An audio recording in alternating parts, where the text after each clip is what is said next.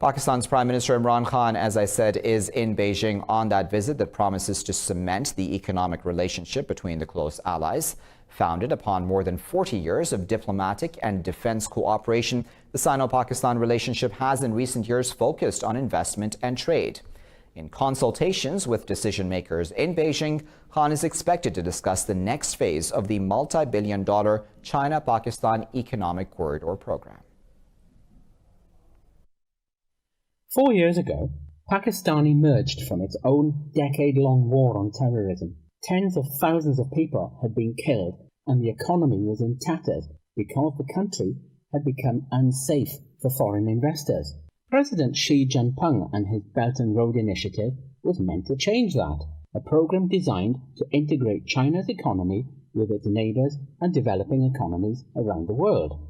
Visiting Islamabad 4 years ago, Xi said CPEC would become a showcase of the Belt and Road Initiative. He said Pakistan had been selected as a thank you for its central role in ending China's diplomatic isolation in 1972. The impact of CPEC on Pakistan's economy has been dramatic. I think it's a stimulus for economic growth. When it will be in place, inshallah, by 2030 with ML1 there, energy project delivering which will happen by 2025 and all the highways connecting Kashgar to Gwadar, it will be great stimulus to our economy. Back in 2015, Pakistan was suffering from a severe power shortage that starved export-oriented industries of electricity.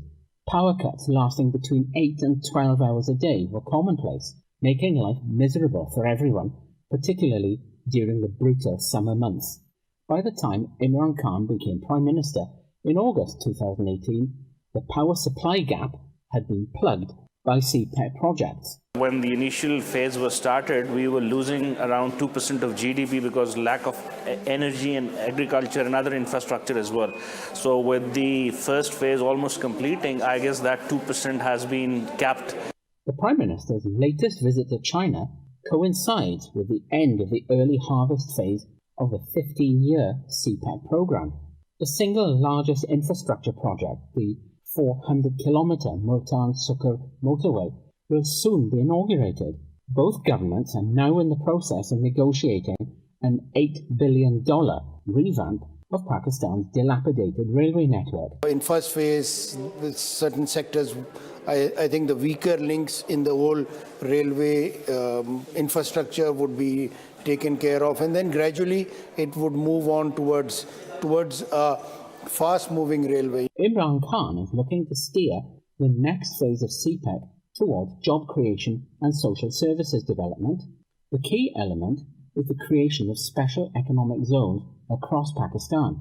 They would provide platforms for local businesses to form manufacturing ventures with investors from China and other friendly nations. The Prime Minister's visit to China comes at a critical moment for both economies. China has been hit by a range of punitive tariffs from President Donald Trump. At the same time, Khan has begun a program of governance and economic reforms. Once again, the close allies are working together to overcome serious challenges.